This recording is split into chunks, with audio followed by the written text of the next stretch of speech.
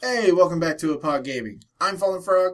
It's time for another tip of the week. And this week we're going to be looking at the new dashboard that just launched for the Xbox One. If you're a member of the Insiders program, if you're in the Alpha Ring, or even certain members of the Beta Ring, you might have gotten a new update over the weekend or just within the last couple of days and noticed that everything looks a little different. So I thought today I'd show you guys the new dashboard in action, but let's just jump right into the guide. So by hitting the home button, obviously, we bring up our guide menu, and right off the bat, you're going to notice that instead of moving up and down throughout the list, you've got tabs that you can scroll through at the top that you can go left or right. Now, personally, I prefer left or right. I prefer it to be as if I'm looking at pages. I personally just like having those all visible at the top and being able to scroll through and then seeing the options come down from below. That's a personal preference. Not everybody's going to agree.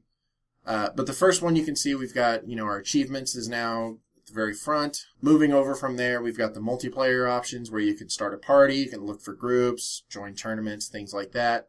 Your friends list is on the people tab where you've got your friends, you've got your clubs. Suggested friends is something new they've added in this update. Those are being pushed on the home screen as well. I'll show you where that is when we get to the actual home menu. You've also got your join a club, your find someone, go to recent players. Your default tab where you can go to your home menu.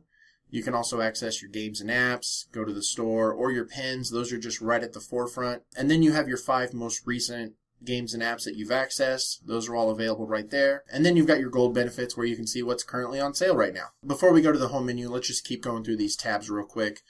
We've also got the communications tab where you've got your conversations. You can start a new conversation or see messages from Xbox Live. Of course, there's the mixer tab where you can broadcast and capture if you're streaming directly through the console. Set up your broadcast setup and manage your captures from this tab. And then you've got your settings located within the Action Center. This is also where you can turn off the console, restart the console. You can also still hold the guide button to bring up the standard turn off console, turn off controller, or report a problem menu. That hasn't changed. That's all still here. One thing I'm not particularly fond of is that you have to go all the way to this tab just to get to your notifications, gameplay clips, activity feeds, things like that, where you can clear those out. One thing you may have noticed is that when you click on these settings, you get new guide bars that pop up with information. It's almost like a pop-up, so even your friends list, you pop up, you bring up your friends, you can scroll through your list, and then you can also click on a friend, and that's where you get your options to join a party, do your invites, send messages.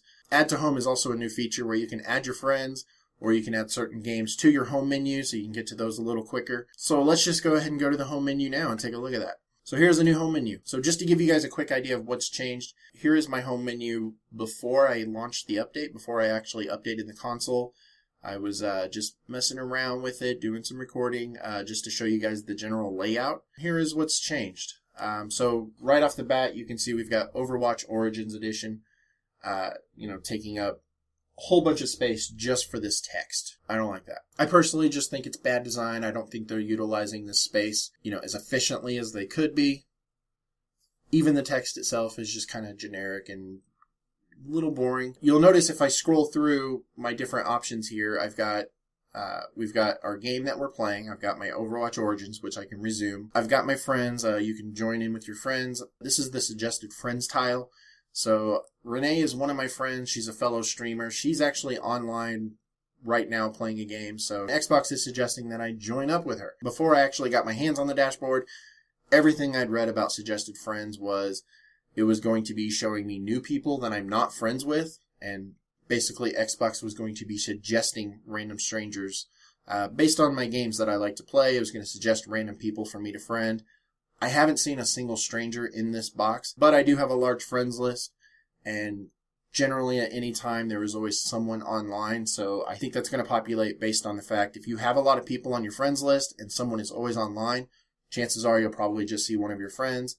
I do think if you don't have a lot of friends on your Xbox Live account, they're going to want to encourage you to get some more. So that's when you might start seeing strangers, is if you don't have anyone on Xbox Live. That's just what makes sense to me. And then these next 2 tiles are all ads. You can find Xbox 360 games in your Xbox One game list. It's just an ad for the backwards compatibility, basically. And then new games, the new games that are coming out. I've also seen ads for Guardians of the Galaxy 2 to go buy that in the movie section. I do like that the background changes when you get on some of these, but it's not very consistent. Here we've got this pinkish, reddish hue going on in the background. Renee has GTA 5, so we've got, Los Santos in the background. That's nice. Overwatch Origins Edition. There's nothing. It's just my background that I have for my account. I do like this. I do like the background changing effect. I wish it was more consistent. Below that, we've got, of course, your My Apps, and then the 3 most recent apps that you've launched. And then we've got 2 tiles for basically advertising. We've got advertisements here for the current games with gold and deals with gold, whatnot. And then there's an advertisement for Temptations. Looks like cat food or dog food. I don't know. It is cat food. You can watch a video to unlock a Temptations avatar prop. So, there you go. Wow. All right, moving on. So if we scroll down, we can get to when you start adding stuff to home, you've got these added in blocks. When you go in to edit a block, all you can really do at this moment is just delete it. You can basically add stuff to your home, or you can choose to delete it. You can't maneuver them around. You can't rearrange them like you could with pins. There's not a whole lot of functionality there. The next thing I've added to my block is my pins. They're not going to be automatically added to your home menu. You've got to add them now to the home.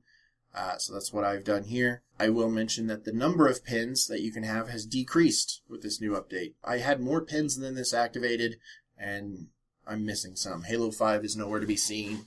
Going down, I've got Overwatch added to my home, so you can see some of the latest things that have been going on in the feed. You can see we've got some achievement information. There's some, community videos or developer posts or whatever.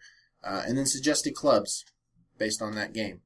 Going down, of course, you can launch the game with the first button. You can also see clips that people have made, suggested clubs, other clips, things like that. This is all on Home tab, but if we come over to the Mixer tab, you can see things, things are pretty much the same. We've got, featured broadcasts that we can go through and watch. The partner spotlight is here at the bottom. Let me show you the community tab real quick. To put it lightly, the community tab has become a mess. And if you think it was a mess before, are you in for a treat? So if you've got something to share, you can do that right there. You can see the most popular stuff.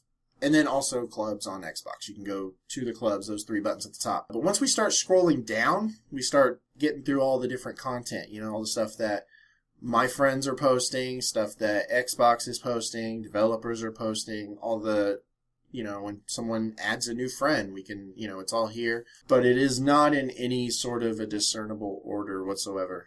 I mean, if I just scroll through this, you can see it's just box after box. They're not even the same size. It's just very random. And like, I see what they're doing. They've got big, little, and then underneath that little, big, and then it goes back to big, little, big. This needs to be fixed. It really does. And then you have to scroll a whole bunch just to get to the top again. You can still tab right over. So if we come over to the entertainment tab, look at this. This is nice. This is manageable. You can look through this. You can, sci-fi and anime. Okay, let's browse sci-fi and anime. The last tab is the game store. I'm not going to go into too much detail. It's, pretty much the same. You've got your, all your different games and movies and things like that. So let's just get to the bottom line. My feelings towards this new update. I don't hate it as much as the rest of the internet does. But it is a huge step above what the Xbox One was like when I first bought it. Even back before the NXOE update. When they had the tile-based dashboard, it was really slow, chuggy. They've been steadily improving it. Some of the, basically it's just how it looks is what bothers me the most with all this empty space, the generic text, the gray bar at the bottom there, how it covers over some of my background image. Not a fan of that either. The way I feel personally, this update could have been way worse, but long story short, the Xbox still works. It still plays games, which is the most important thing to me. If you're into Netflix, YouTube, those apps still work. So if you're interested in being a part of the Insiders program and you want to leave feedback, get to check out new updates like this a little bit early and try to help shape the future of the console, one of the things you can do is join the Xbox Insider program. So just head on over to the store and search for the Xbox Insiders app. I've got the Insider Hub right here. We're going to boot that up. And this is just really your hub. You get different polls that every once in a while there'll be a new poll that you can just leave your feedback. Little quests, little things like load up Skype and try to make a call. how did it work, rate rate the performance, leave a comment, things like that. As you do all that, you get different experience points. You'll see I am a level 11. I'm a seeker or a rookie. Been in the program for 2 years and 1 month. So you can see, how many polls I've done and things like that. Go down here to insider content. We're going to go in here. And if you go over to system, this is where you can actually join the insiders program, where you can opt in to enroll yourself. So you just go into manage, and you basically pick a group that you can join.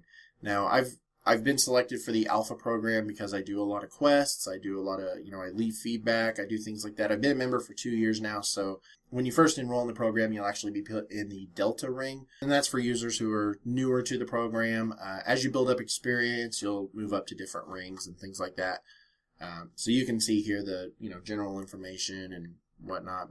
So if you're someone who wants to get in on the ground floor and check out new updates as they go live, you can do that through this way. If not, if you'd rather wait for a finished product that has been fully tested and you don't want anything to impact your gaming lifestyle, then maybe don't enroll.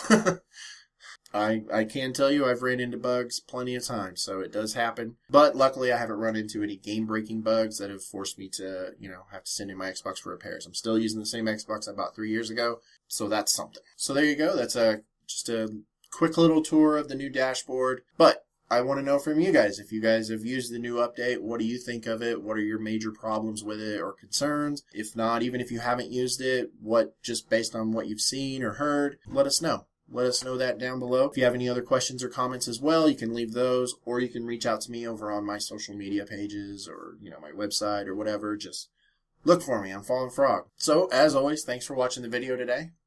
We will see you next week.